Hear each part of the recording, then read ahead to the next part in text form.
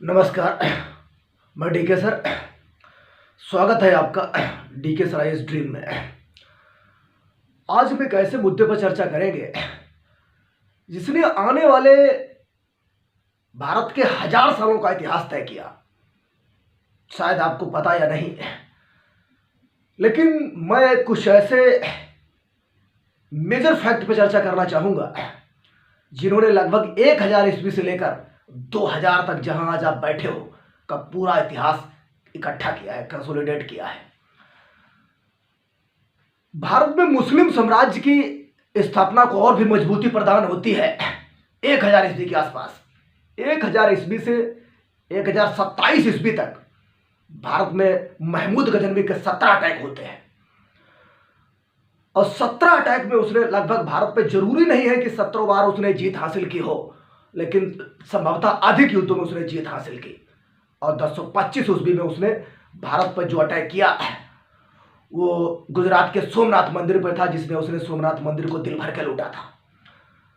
महमूद गजनवी और मोहम्मद गोरी, दो नाम यहां इंगित करना चाहूंगा। महमूद गजनवी का मात्र भारत पर आक्रमण करने का जो लक्ष्य था वो भारत की धन और संपदा को लूटकर मध्य एशिया में ले जाना। चूंकि गजनी से आया था, गजनी उसका क्षेत्र था, वहां ले जाके धन संपत्ति को इकट्ठा करना, और उसने ऐसा किया और उसमें वो सफल भी रहा। लेकिन उसी इलाके से फिर कुछ समय के पश्चात मोहम्मद गोरी, चूंकि गौर एक इलाका पड़ता है गजनी और हेरात के बीच में, गजनी और हेरात के बीच में गौर इलाका पहाड़ी क्षेत्र है जहां मोहम्मद गोरी का जन्म हुआ। मोहम्मद गोरी ने भारत पर 2 अटैक किए, 3 अटैक किए, मैं बताऊंगा। पहला अटैक उसने 1191 ईस्वी में किया, जिसको भारतीय इतिहास में तराइन के नाम से जाना जाता है। भारतीय इतिहास में तराइन के प्रथम युद्ध के नाम से जाना जाता है। तराइन का प्रथम युद्ध भारतीय इतिहास में 1191 में लड़ा गया, 1191 में, जिसमें मोहम्मद गोरी और पृथ्वीराज चौहान की सेनाएं आमने सामने हुई। उस टाइम पृथ्वीराज चौहान दिल्ली का शासक था।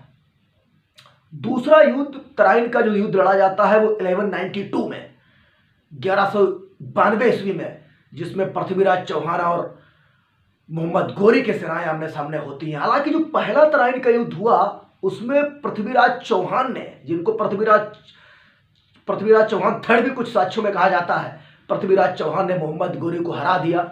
मोहम्मद गोरी बुरी तरह से पराजित होकर वापस लौट गया। लेकिन उसने अपनी हार को जीत में तब्दील करने के लिए अपनी सेना को ट्रेनिंग दी, और ट्रेनिंग देने के पश्चात ही अगले साल 1192 में तराइन के मैदान में आ गया। तराइन वही जो करनाल के आसपास हरियाणा में जगह पड़ती है, हरियाणा में आजकल आधुनिक दिल्ली एनसीआर में आता है। उसने उसी मैदान में और उसी जगह, स्थान वही, राजा वही, लेकिन डेट बदल गई। 1192 को पृथ्वीराज चौहान को चैलेंज किया और पृथ्वीराज चौहान ने उसको तराइन के मैदान में मिलने की ठान ली। हालांकि 1192 का जो युद्ध लड़ा गया, इसको इतिहासकार निर्णायक युद्ध मानते हैं, लेकिन मैं आज चूंकि एक पाठक होने के नाते आप पे निर्णय आपके ऊपर छोड़ देता हूं। आप निर्णय कीजिए कि भारतीय इतिहास का युद्ध निर्णायक युद्ध है या कैसा युद्ध है। 1192 में जब पृथ्वीराज चौहान और मोहम्मद गोरी के सेनाएं आमने सामने खड़ी होती हैं, तो युद्ध का जो डेट, जो दिन निर्धारित किया जाता है, उस युद्ध पर डेट नहीं लड़ा गया। उसी युद्ध के उसी दिन के सुबह 4 बजे, चूंकि जब पृथ्वीराज चौहान की सेनाएं, हिंदू सेनाएं अपनी दैनिक क्रियाओं में लगी हुई थी, उस टाइम मोहम्मद गोरी ने अटैक किया और पृथ्वीराज चौहान की सेना युद्ध के लिए तैयार नहीं थी, और इस टाइम उसने अटैक किया और पृथ्वीराज चौहान को बंदी बना लिया। बहुत से इतिहासकार इस युद्ध को निर्णायक युद्ध मानते हैं। अब आप डिसाइड कीजिए कि निर्णायक युद्ध है या अनिर्णायक युद्ध है। युद्ध की डेट तो जरूर निर्णायक रही, लेकिन युद्ध लड़ा निर्णायक नहीं गया। अगर निर्णायक युद्ध लड़ा जाता तो आज भारत में पाकिस्तान और बांग्लादेश जैसे देश अस्तित्व में नहीं होते। अब आगे आते हैं। चूंकि मोहम्मद गोरी और महमूद गजनवी का जो आपको मोटो है वो समझा देता हूं। महमूद गजनवी ने 1000 से 1027 तक 17 अटैक भारत पर किए। उसका जो मेजर मकसद था कि धन संपदा को लूटकर मध्य एशिया में ले जाना। उसी क्षेत्र से मोहम्मद गोरी कुछ समय के पश्चात आता है 1191 ईस्वी में। 1192 में जब आता है, 1191-1192 में तराइन का प्रथम युद्ध, द्वितीय युद्ध लड़ा जाता है। चूंकि प्रथम में मोहम्मद गोरी हार जाता है, द्वितीय में जीत जाता है। और पृथ्वीराज चौहान को बंदी बनाकर अपने यहां ले जाता है। अब आप जरा सोचिए, चूंकि मोहम्मद गोरी का यहां मोटो क्या है। मोहम्मद गोरी कसम खा के अपने इलाके से आया था। उसने बोला कि मेरा जो वचन है, मैं वचन करता हूं गौर के लोगों से, गौर के लोगों को मैं वचन देता हूं कि मैं भारत में इस्लाम धर्म की स्थापना करके रहूंगा, भारत के लोगों को इस्लाम में कन्वर्ट करके रहूंगा। उसने भारत में इस्लाम धर्म की स्थापना की, इसने इस्लाम धर्म को एक्सपेंशन करने में मदद की। और उसी के अटैक के जस्ट बाद में दिल्ली सल्तनत की शुरुआत भारतीय इतिहास में होती है। चूंकि कुछ और है, यही पे हाईलाइट करना चाहूंगा, तराइन का प्रथम युद्ध, तराइन का द्वितीय युद्ध, और उसके बाद में चंदावर का युद्ध एक लड़ा जाता है। चंदावर का जो युद्ध होता है उसमें भी दो पर्सनालिटी रहती है। एक तो इधर पृथ्वीराज चौहान की दिल्ली की गद्दी सूनी पड़ चुकी है। अब चूंकि मोहम्मद गोरी कन्नौज की तरफ बढ़ता है। कन्नौज आधुनिक उत्तर प्रदेश में पड़ता है, जिसके लखनऊ से लगभग 100 किलोमीटर 80 किलोमीटर अप्रोक्सीमेटली 80-60 किलोमीटर दूरी होगी। गंगा नदी के कोस्ट पे है। कन्नौज ऐतिहासिक नगरी है। वो कन्नौज के हर्षवर्धन के पीरियड से ही बना रहा है, ऐतिहासिक पीरियड, ऐतिहासिक टाइम। चूंकि चंदावर का युद्ध भारतीय इतिहास में निर्णायक युद्ध से भी इतिहासकार मानते हैं। 1194 ईस्वी में कन्नौज के राजा जयचंद और गोरी के सेनाएं आमने सामने होती हैं, जिसे आजकल चंदावर जिसे कहा जाता है, वो आजकल फिरोजाबाद के आसपास एक जगह है, यूपी में फिरोजाबाद पड़ता है। वहीं मोहम्मद गोरी और राजा जयचंद की सेनाएं आमने सामने हुई। राजा जयचंद युद्ध में आया अपने पूरे हाथी और बल के साथ, और कुछ इतिहासकार कहते हैं कि राजा जयचंद ने युद्ध करीब करीब जीत लिया। अचानक जब मोहम्मद गोरी के मंत्री बख्तियार खिलजी का तीर उसकी आंख में गिरता है तो वो गिर जाता है और उसके ही हाथी उसे कुचल देते हैं। पृथ्वीराज चौहान और राजा जयचंद के मरने से भारत में हिंदू साम्राज्य का दीपक जो है वो हमेशा के लिए बुझ जाता है। और उसके बाद में हिंदू साम्राज्य का उदय बीजेपी के पीरियड में ही होता है, जब 2019 में जब कभी बीजेपी का पीरियड आता है। ठीक है, ये इसका जो पीरियड रहा 1191, 1192 और 1194, चूंकि मैं इतिहास पे पूरी समझ रखता हूं इसलिए आपको बता रहा हूं कि इतिहास जो सच है और जो सच बनाया गया है और हकीकत इतिहास की क्या है। 1192, 1194 और तराइन का चंदावर का युद्ध, चंदावर का युद्ध 1194 में जैसे युद्ध जो लड़े जाते हैं, इन्होंने आने वाले 1000 सालों के भारतीय इतिहास की दिशा और दशा को निर्धारित किया। अब चूंकि जब 1194 और 1206 के बीच में दिल्ली की गद्दी और पूरे भारत की गद्दी लगभग खाली पड़ी रहती है। चूंकि कहा जाता है, इतिहास के साक्ष्यों में यह मेंशन है कि भारतीय इतिहास में कुतुबुद्दीन ऐबक का पीरियड स्टार्ट होता है। कुतुबुद्दीन ऐबक के बारे में चर्चा करना चाहूंगा। ऐबक हालांकि था तो मोहम्मद गोरी का सबसे विश्वासपात्र मंत्री।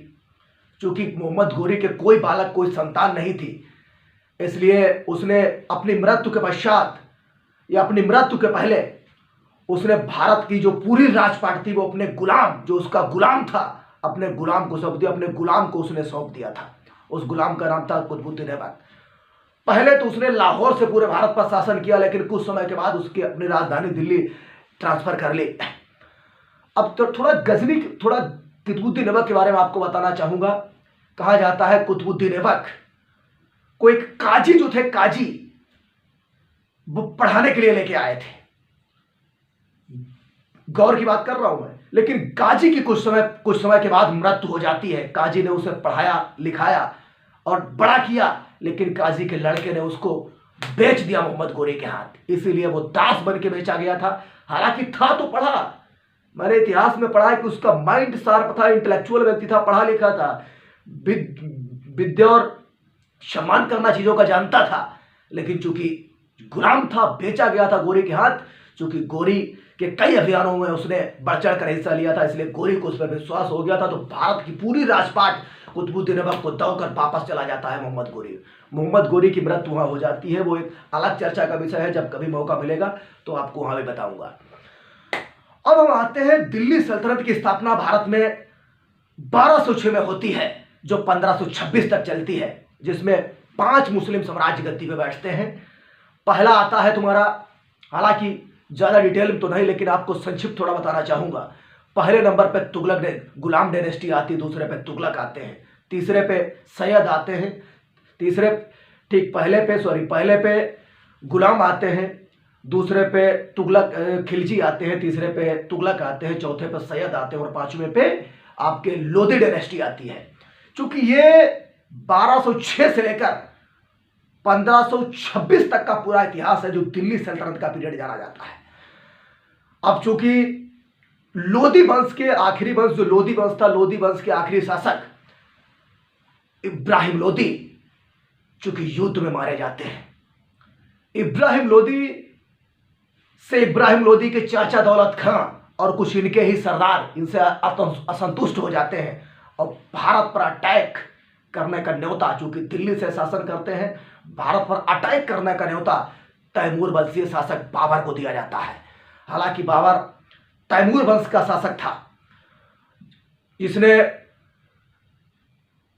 जिसने 1526 में भारत पर अटैक किया। कहा जाता है कि 21 अप्रैल 1526 को भारत का वो दौर आया जिस दिन पानीपत का पहला युद्ध लड़ा गया। अब जरा हम पूरे वाकये में बताने की कोशिश ये कर रहा हूं कि दिल्ली के पश्चिम में स्थित पानीपत और कुरुक्षेत्र के बीच का वो इलाका क्यों युद्ध के लिए इतना लोकप्रिय स्थान बन गया, और पानीपत के युद्ध में महाभारत से लेकर और आधुनिक तक इतनी लड़ाइयां क्यों लड़ी गई, इस पर भी चर्चा करना चाहूंगा थोड़ा सा। बड़ा ही फर्टाइल इलाका था, कहा जाता है दिल्ली से कुरुक्षेत्र के लिए पूरा मैदान खाली पड़ा रहता था।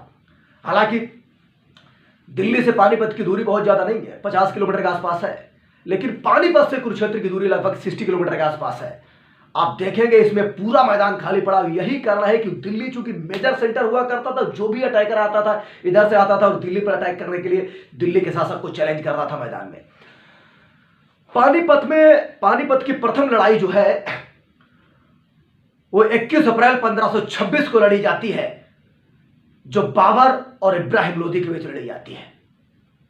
इसमें इब्राहिम लोधी मारे जाते हैं और भारत में मुगल साम्राज्य की स्थापना होती है, और 21 अप्रैल 1526 से लेकर 1857 तक मुगल एम्पायर एक महान एक छत्र साम्राज्य को इकट्ठा करता है। पानीपत की पहली, दूसरी और तीसरी लड़ाइयों का जिक्र मैं जरूर यहां करना चाहूंगा। पानीपत की पहली लड़ाई में जिक्र कर चुका हूं कि 21 अप्रैल 1526 में को लड़ी गई भारतीय इतिहास में, जिसने भारतीय इतिहास के भाग्य को निर्धारित किया। पानीपत की द्वितीय लड़ाई 5 नवंबर 1556 को लड़ी गई, जिसमें अकबर जो कि हुमायूं का बेटा था और हेमू जो कि रेवाड़ी का हिंदू शासक था, दोनों की युद्ध लड़ी गई। पानीपत के द्वितीय युद्ध का परिणाम यह रहा कि इसने भारत में मुगल साम्राज्य की स्थिति को और भी मजबूत कर दिया, और इसके बाद पानीपत का जो तृतीय युद्ध लड़ा जाता है, यह बड़ा ही भीषण युद्ध भारतीय इतिहास में लड़ा गया, और जिसकी स्मृतियां आज भी पढ़ने वाले पाठकों के दिमाग में अंकित है, और उन लोगों के दिमाग में तो जरूर अंकित होंगे जिन्होंने अपने परिजनों को इस युद्ध में खोया था। भारतीय इतिहास में 14 जनवरी 1761 को वो युद्ध लड़ा गया जिसने भारत के हिंदू साम्राज्य मराठा साम्राज्य के दिल्ली पर सपने को चकनाचूर कर दिया। हालांकि गुप्तों का साम्राज्य यहां मुगलों का साम्राज्य यहां 1526 से स्टार्ट हो जाता है। 1526 से स्टार्ट होकर 1857 तक चलता है। क्योंकि इस पीरियड में दो चीजें आपको ध्यान रखनी है। हालांकि औरंगजेब की पॉलिसीज के बाद मुगल साम्राज्य जो है वो डिक्लाइन की स्थिति में जाने लगता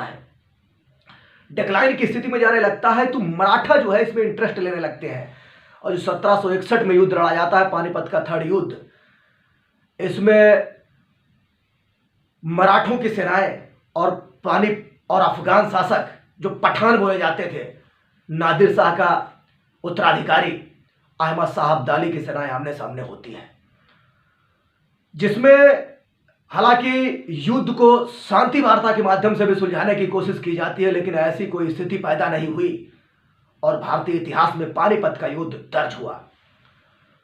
पानीपत का युद्ध 14 जनवरी 1761 को लड़ा गया, जिसमें अहमद शाह अब्दाली की विजय हुई और मराठों की हार हुई। हालांकि इतिहासकार तो यह कहते हैं कि इस युद्ध से मराठा जो थे उनका दिल्ली पर राज्य करने का सपना चकनाचूर हो गया। एक टाइम जब मुगल साम्राज्य को उन्होंने पतित होते देखा तो उन्होंने दिल्ली पर सपना करने की उनके अंदर जो लालसा थी वो, और दिल्ली पर राज्य करने की जो लालसा थी वो जाग उठी, जिससे मराठों के अंदर और भी उत्साह पैदा हुआ और उन्होंने बढ़ चढ़ कर पानीपत के थड़ युद्ध में हिस्सा लिया। कहा जाता है कि मराठा साम्राज्य, मराठा महाराष्ट्र से ऐसा ही कोई फैमिली और ऐसा ही कोई परिवार शायद छूटा होगा जिससे लोग पानीपत के थड़ युद्ध में लड़ने के लिए न गए हों।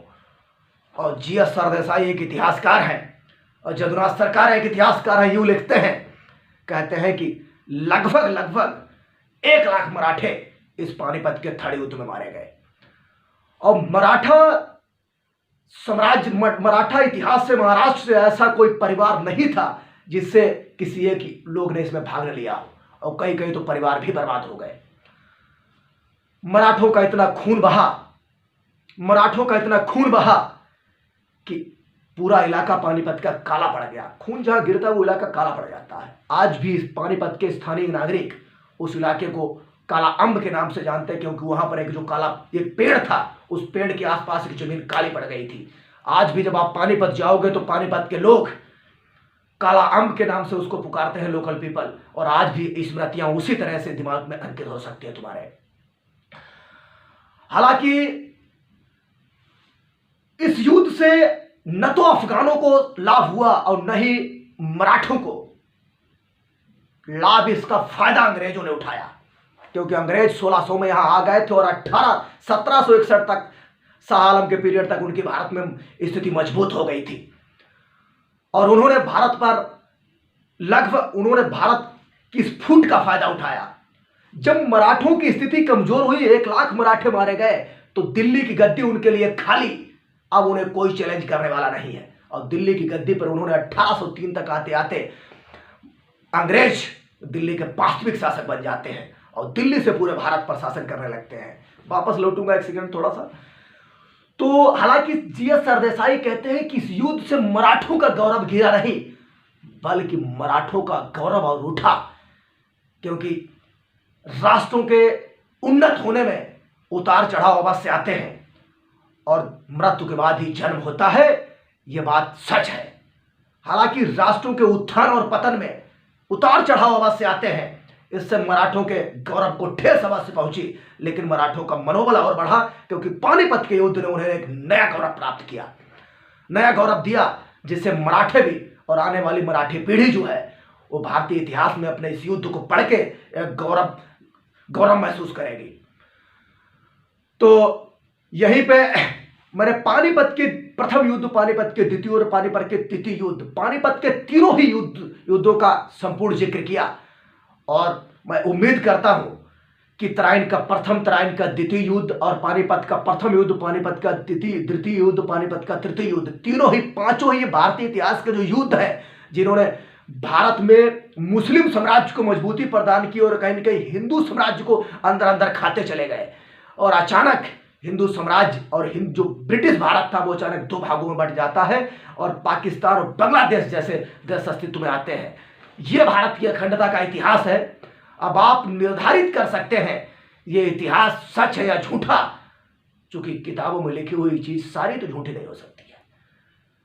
इस इतिहास को आप पढ़िए, समझिए और जो आप दिल में महसूस कीजिए हमें कमेंट करके कमेंट सेक्शन में जरूर बताइए, क्योंकि जब मैं इतिहास पढ़ता हूं दिल भड़क उठता है, क्योंकि मेरा क्षेत्र रहा है। इसलिए मैं उम्मीद करता हूं कि वीडियो आपको इंटरेस्टेड लगेगा।